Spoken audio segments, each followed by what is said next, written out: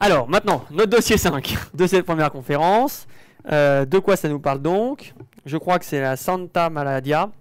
Vous recevez aux urgences une jeune femme de 22 ans, d'accord, qui consulte pour une douleur thoracique. Donc 22 ans, douleur thoracique, moi ce qui me vient c'est pneumothorax. On ne retrouve aucun antécédent personnel, ça me va bien avec le pneumothorax, ou familial, ça me va bien. Elle est survenue lorsqu'elle montait les marches du métro, super, je suis assez content. Elle est caissière à Auchan, bah, très bien, chacun a le droit. Et elle rentre de vacances en Guadeloupe l'avant-veille. Attention, il y a un voyage prolongé en avion. Le pouls est à 95, elle est discrètement tachycarde. Elle a l'air peut-être hypoxique, mais on ne sait pas trop. Elle est un peu polypnéique, 24 par minute c'est trop. Je vous rappelle que la normale c'est 16. Il n'y a pas de signe de gravité immédiate, ni cliniquement, ni respiratoire, ni hémodynamique, ni sur l'hypoxémie. Elle a une auscultation cardiaque et pulmonaire normale, donc mon pneumothorax, je peux me le foutre où je pense. Mon asthme, ça ne colle pas. De l'OAP ou une pathologie parenchymateuse, ça paraît peu probable. J'aimerais quand même bien avoir une température quelque part, je vais la chercher. L'examen neurologique abdominal sont normaux. Globalement, si on reprend les causes de douleur thoracique, infarctus on ne croit pas, dissection on ne croit pas, il nous reste la péricardite ou l'embolie pulmonaire, un peu de température, on aimerait bien. Quels examens de déverrouillage vous semblent nécessaires? Bah, comme ça, j'aurais tendance à dire qu'il faut faire évidemment une radiographie de face, de thorax, de face et de profil. Hein. Un petit pneumothorax tout le long de la plaie de la surface pleurale, ça peut ne pas s'entendre à l'auscultation et paraître complètement normal à l'auscultation. Donc oui pour la radio. Un ECG, bah, ça paraît licite hein, pour rechercher des signes de péricardite, pour rechercher des signes d'embolie pulmonaire, pour rechercher éventuellement un trouble du rythme cardiaque. Voilà ce qu'on pourrait aussi voir, hein, peut-être une petite dysthyroïdie avec un peu de palpitation. Bon. Et puis des gaz du sang, ça me paraît justifié. 92 de SAT à 20 ans sans pathologie respiratoire. On aimerait bien être certain qu'elle a une PO2 normale et qu'elle ne soit pas hypoxique. Si jamais elle a été hypoxique, on voit tout de suite qu'il y a une discordance entre son auscultation pulmonaire normale et son hypoxie. Et donc à ce moment-là, quand on dit que l'auscultation pulmonaire est normale, on dit a priori pas de pathologie pleurale, pas de pathologie parenchymateuse, pas de pathologie bronchique, et on s'oriente vers la pathologie vasculaire. La radio de thorax est normale, vous avez des gaz du sang qu'il faut interpréter. Bon bah là je vais pas vous faire un cours. On interprète toujours le pH. Qu'est-ce que c'est malheureux d'avoir des internes qui appellent pour dire voilà j'ai un gaz du sang qui commence par la PO2. Le premier temps c'est est-ce que le pH est équilibré, oui ou non. Vous respectez ce plan-là. Donc oui, hein, c'est un pH qui est normal. Est-ce que ensuite on peut regarder si le pH est normal, si la PaCO2 et les bicarbonates, c'est-à-dire ce qui va faire l'équilibre, hein, je vous rappelle que pH égale constante plus le logarithme, me demandez plus ce que c'est, j'ai oublié, des bicarbonates sur la PCO2. D'accord? Et donc là, vous voyez bien que ça, 25, c'est normal. 37, c'est la version basse, mais ça paraît normal. Et donc ça explique que votre pH soit normal, puisque votre quotient est maintenu stable. Et donc, on a un pH normal, pas d'anomalie du trouble acido-basique, pas d'hypoxémie. Moi, je dirais que ces gaz du sang, et je vais plus que vous le dire, ils sont normaux. Et j'espère que c'est ma correction. Gaz du sang normaux. Bon, donc on a une patiente qui a des gaz du sang normaux, une radio de thorax normale, un examen clinique normal. On a dit qu'on se faisait un ECG. Et ben, on va se faire un ECG, très bien. J'espère que vous en avez pris connaissance. Donc, je vais revenir en arrière, c'est quand même plus sympa. Vous voyez bien sur le D2 long que vous avez un complexe, une onde P devant chaque complexe QRS. Hein, globalement, si on regarde, on voit bien que notre affaire est complètement régulière. Donc on a un rythme sinusal régulier. On a, si on regarde la repolarisation dans les territoires d'ischémie, on voit éventuellement sur V1, V2, une petite négativation des ondes T, une patiente qui est, j'ai oublié de vous dire, pas très tachycarde, hein, aux alentours de 90, 100, un peu moins, 75, ce qui correspond à ce qu'on voit. Il n'y a pas d'énormes troubles de la repolarisation, il n'y a pas de troubles du rythme. Le PR est tout à fait normal, hein, je ne peux pas vous compter les petits carreaux, mais il y en a 4. Globalement, cet ECG me paraît normal. Et donc dans la correction, j'ai dû respecter le plan normal. J'ai oublié de l'axe, mais je ne suis pas cardiologue. Rythme sinusal régulier, PR normal. Axe à 60 degrés, QRS normaux, c'est ce que je vous ai dit. Pas de trouble conductif. Et donc c'est un ECG normal.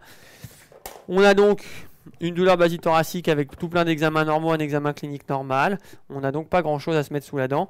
Qu'est-ce qu'on pourrait bien évoquer? Et ben, parmi les diagnostics graves qu'on avait évoqués, il y en a deux qui paraissent encore possibles. C'est la péricardite, parce qu'une petite péricardite, ça peut être normal à l'ECG, ou alors une embolie pulmonaire de la probabilité clinique est dite non forte. Alors ça, c'est fondamental. Hein, quand on parle d'embolie pulmonaire, on parle de probabilité clinique. On ne laisse pas 5 à 8 points en route. C'est pas possible. Il y a embolie, il y a probabilité clinique. Et donc là, la question, c'est pourquoi la probabilité clinique est non forte. Et moi, ce que je veux, c'est que vous ayez ce réflexe de dire que pour construire une probabilité clinique, il faut des facteurs de risque, l'âge, le cancer, l'alitement, la chirurgie. Il faut des symptômes forts, les symptômes au membre inférieur, les hémoptysies, la tachycardie. Et puis après, il y a quelque chose de plus instinctif qui existait dans les premiers scores, qui était l'absence de diagnostic alternatif. Où est-ce qu'il y en a un? S'il y a un diagnostic alternatif envisageable, c'est pas une probabilité forte. S'il n'y en a pas, c'est vraiment quelque chose qui renforce la probabilité. Donc ici, on a dit qu'elle pouvait avoir une péricardite. Si on est salaud, on dit qu'elle est hystérique et qu'elle est anxieuse. Mais bon, ça, on est bien d'accord que c'est un diagnostic d'élimination. On n'a pas de facteur de risque. Hein. Elle a moins de 65 ans. Pas d'antécédent personnel de thrombose. A priori, pas de facteur de risque. Et puis, on a quand même un signe évocateur qui est sa tachycardie, mais pas d'autre. Donc, ça en fait une probabilité. Si on lui faisait un score, je pense qu'elle aurait 5 points. Et je crois que je vous ai mis après le score de Le Gall, hein, qui est le dernier score, le plus moderne. Donc, elle n'a pas de points pour l'âge. Elle n'a pas de points pour les antécédents. Elle n'a pas de points pour la chirurgie. Elle n'a pas de points pour le cancer. Elle n'a pas de points pour les douleurs des membres inférieurs. Elle n'a pas craché de sang. Elle a un rythme à 95. Donc, on va lui coter 1 point. Elle n'a pas de points ici. Et elle n'a pas d'anomalie de l'examen clinique. Donc, elle est même en probabilité faible. Ce scoring n'est pas le meilleur qui soit. Mais les items sont les bons. De toute façon, vous n'avez pas à apprendre ça. Éventuellement, vous apprenez ça. Mais comme je vous l'ai présenté à la question d'avant. Quels examens proposez-vous? Auriez-vous proposé les mêmes si la jeune femme était enceinte? Donc déjà, c'est pour vous rappeler que ce genre de patiente que vous êtes susceptible d'irradier aux urgences, vous leur faites des bêta-HCG si elles n'ont pas de contraception, voire même si elles en ont. Du moins, vous vérifiez cette absence de grossesse pour ne pas irradier un fœtus. Donc, quels examens proposeriez-vous? Et bien, l'examen attendu ici, la probabilité clinique, je me mets devant puis je m'en vais, est non forte. Et dans ces cas-là, l'examen clé, c'est le dédimère. Il faut faire un dédimère à tous les patients en probabilité non forte. Il n'y a aucune contre-indication à faire des dédimères, si ce n'est les patients qui sont sous anticoagulation efficace. Tous les autres, il faut leur faire des dédimères. Ce qui est intéressant dans cet examen, c'est sa valeur prédictive négative. Et il reste interprétable chez la femme enceinte, on va y revenir. Et donc, s'ils sont positifs, eh ben, on ira à l'angioscanner thoracique. S'ils sont négatifs, on s'arrête. Dédimère négatif, probabilité clinique non forte. Il n'y a pas de thrombose. S'il n'y a pas de dédimère, il n'y a pas de caillot. C'est pas spécifique. S'il y a des dédimères, il y a du caillot. Ça veut pas... Il y a une activation de la coagulation. Mais s'il n'y a pas de dédimère, il n'y a pas de caillot. Probabilité non forte, pas de dédimère, pas de caillot, pas de maladie thromboembolique, on s'arrête là. Positif, on n'en sait rien, angioscanner. Quid des femmes enceintes? Eh ben, j'en reviens à ce que je vous disais. Quand on a une probabilité non forte d'embolie pulmonaire, quel que soit le patient, y compris les femmes enceintes, on fait des dédimères. Leur interprétabilité reste identique. S'ils sont négatifs chez la femme enceinte, elle n'a pas d'embolie pulmonaire, puisqu'elle est en probabilité non forte. Et si ils sont positifs, eh ben on n'en sait toujours pas plus. La stratégie diagnostique sera un tout petit peu différente, puisque là, on fera une échographie de compression des membres inférieurs pour limiter l'irradiation. Si elle est positive, eh ben on retiendra le diagnostic. Si elle est positive en poplité, ou en sus-poplité, pas en sous-poplité. Et si elle est négative, et ben à ce moment-là, vous aurez le choix d'irradier la patiente, soit avec un angioscanner, soit avec une scintigraphie de ventilation de perfusion. Ce sont les dernières recommandations européennes, et de perfusion, pardon. Et c'est clairement les recommandations 2008 de la Société européenne de cardiologie. Hein, et c'est clairement ce qui est écrit dans le CEP. On a le choix entre les deux examens chez la femme enceinte. N'allez pas délirer qu'on n'a pas le droit de mettre une femme enceinte dans un angioscanner. Ce n'est pas vrai. Et donc, je vous rappelle ça, qui est directement tiré du Collège des enseignants de pneumologie, qui est écrit par mon MCUPH. Tout commence par la probabilité clinique. Je vous l'ai dit, il y a des points, il ne faut pas les laisser en route. Il faut dire comment on l'a fait. C'est ça le plus important. Quand elle est faible ou intermédiaire, dédimère à tout le monde. à tout le monde, sauf aux patients anticoagulés. Des dimères négatifs, pas de traitement. Des dimères positifs, on n'en sait rien. L'examen clé, c'est l'angioscanner thoracique multibarrette. C'est le premier examen qu'on fait en cas de probabilité forte. Pas de thrombus, pas de traitement, pas de maladie thromboembolique. Un thrombus, évidemment, on traite.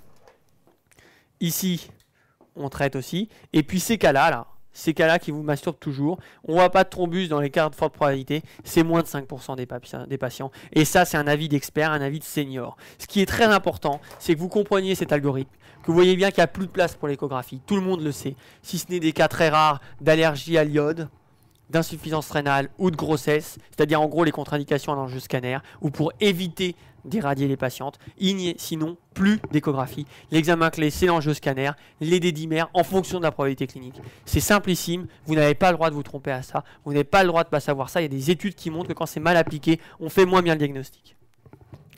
Alors, on enchaîne avec la question 6. Donc vous disposez d'une iconographie interprétée là, je vais vous le faire en direct live. C'est un TDM du thorax. La fenêtre est une fenêtre médiastinale. Le scanner est clairement injecté. Là, vous avez l'oreillette gauche. Là, je pense que vous avez la naissance de l'aorte. Là, la naissance de la P qui va venir comme ça après, se diviser. Et là, vous avez la veine cave sup.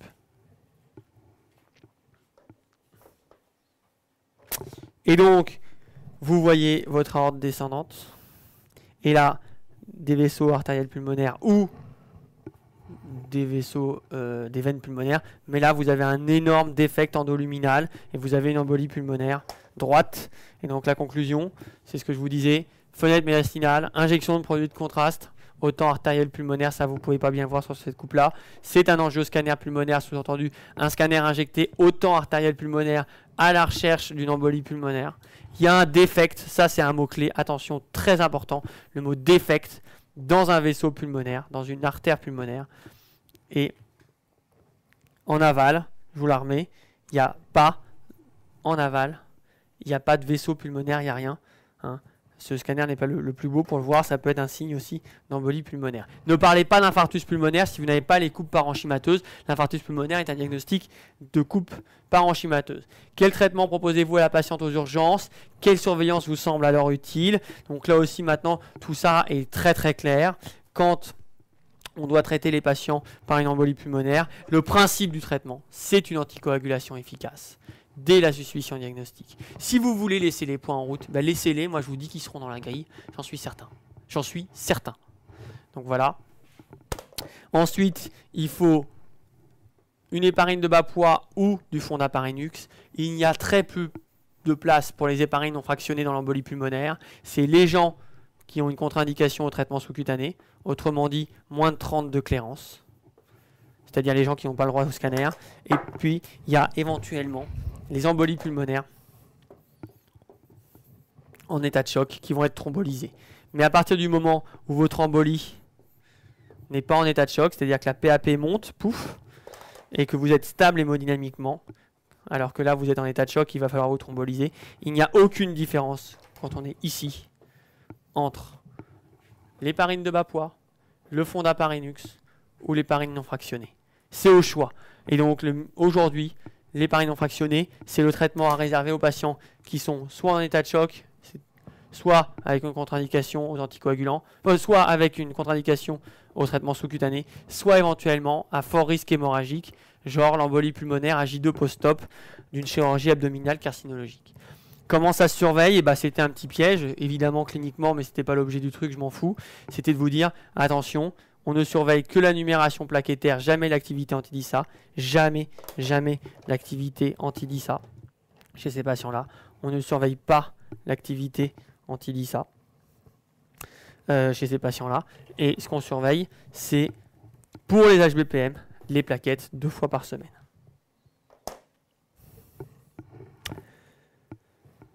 Question 8. Quel élément d'interrogatoire manque-t-il particulièrement chez cette jeune femme? Je vous l'ai déjà un petit peu glissé en vous parlant du risque de grossesse. Évidemment, on a dit qu'elle n'avait pas de facteur de risque. Il faudrait quand même vérifier, et je l'ai encore vu hier soir en garde. J'ai vu une femme qui est arrivée à J21 d'un traitement d'une TVP post-opératoire, elle prenait encore sa Mélodia. Et donc si on oublie de demander aux femmes si elles ont une contraception œstroprogestative, on laisse des points en route et surtout on est toxique puisque c'est une contre-indication formelle, la thrombose, à poursuivre un traitement par œstroprogestatif. Par contre, on a tout à fait le droit de mettre des progestatifs à ces patientes-là comme contraception. Donc il faut savoir prendre un relais par une contraception mécanique, par un progestatif ou par un stérilet chez les femmes qui peuvent recevoir un DIU. Jugez-vous un bilan étiologique justifié. Donc là, moi, mon message, il est clair. La thrombophilie, la plus grande thrombophilie que je connaisse, c'est le cancer. Voilà. Je crois que tout est dit.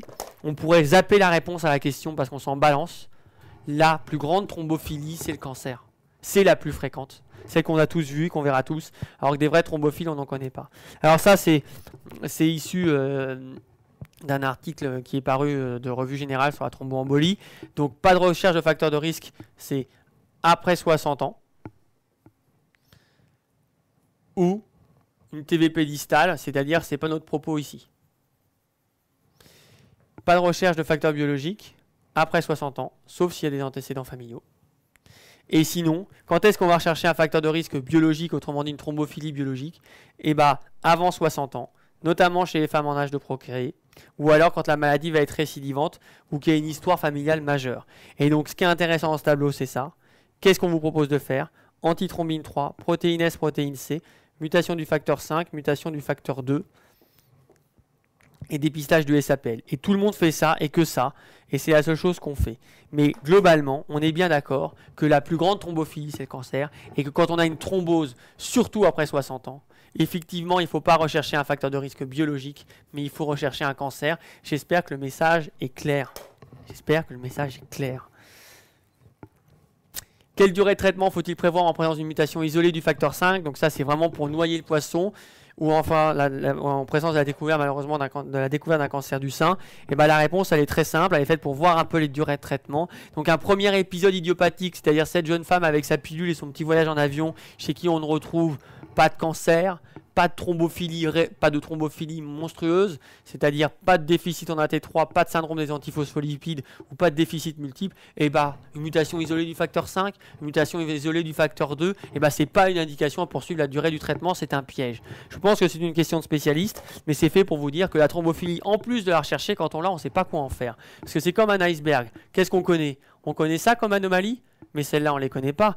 Alors quand on en trouve une, on est bien incapable de savoir combien il y en a en dessous. Donc on est bien incapable de dire si c'est vraiment thrombogène.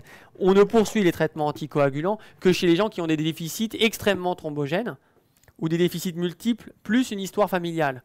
Mais ça, en 4 ans de clinica dans une unité spécialisée en thromboembolie, c'est 2 patients. 2 patients. Et il y a 100 à 120 embolies par an dans le service. Donc la thrombophilie, on s'en branle. Comment vous le dire? Voilà. Et ensuite, deuxième chose, quand il y a un facteur favorisant persistant, parce qu'il y a 3 grandes situations. Il y a le facteur favorisant temporaire. J'ai été opéré, j'ai une botte plâtrée. J'ai fait une phlébite après une chirurgie gynécologique. Là, on fait 3 mois de traitement. Mais quand le facteur favorisant persiste, comme le cancer de cette patiente, parce qu'on vient de le découvrir avec la thrombose, parce qu'il va falloir qu'elle ait un traitement chirurgical, parce qu'il va falloir qu'elle ait la chimiothérapie, peut-être parce qu'elle ne sera jamais en rémission complète et que son cancer est métastatique, et ben la durée de traitement était indéterminée. Elle dépend de la rémission complète ou du contrôle du cancer. Et là, l'autre chose qui change, c'est la modalité de traitement. Il ne faut pas faire de relais par les AVK chez ces patients. Il faut les laisser sous HBPM aujourd'hui, au moins la phase initiale. C'est plus gérable avec la chimio, c'est plus gérable avec la chirurgie. C'est sûr que c'est parfois pas très très bien toléré sur le plan injectable. Et puis on sait que ces patients-là récidivent plus sous AVK quand ils ont un cancer que quand ils n'en ont pas. Moyennant quoi, c'était pour vous rappeler ce petit tableau qui a les maladies idiopathiques qu'on traite 6 mois, les facteurs favorisants dits transitoires qu'on traite 3 mois et les facteurs favorisants persistants. Et donc là, c'est à vie ou tant que le facteur persiste. À vie, c'est des maladies très rares, syndrome des antiphospholipides, déficit en AT3, c'est ce que je disais. Et tant que le facteur persiste, ça c'est des maladies très fréquentes. C'est la première thrombophilie, c'est le cancer. La première thrombophilie et le cancer. Comment vous le dire? Comment vous le dire? Conclusion, il n'y a pas d'embolie pulmonaire sans probabilité clinique. Le score de Le Gall, apprenez les items, cancer, antécédents, plus de 65 ans, alitement, chirurgie. Dédimère, pas dédimère, c'est ça la question qu'il faut se poser, mais c'est pas est-ce que j'en fais à un tel ou un tel, c'est dédimère ou pas dédimère selon la probabilité clinique et j'en fais à tout le monde. L'arbre diagnostique usuel, c'est nettement simplifié depuis maintenant 3 ans et les études des années 95 à 2005. L'anticoagulation efficace dès la suspicion diagnostique. Et donc, il ne faut pas partir sur de la thrombophilie biologique, mais sur de la thrombophilie cancérologique et l'arrêt d'un traitement toxique comme la contraception. Voilà. Fin de cette première conférence de DCAM3, traitement de l'embolie pulmonaire, item 135. À bientôt.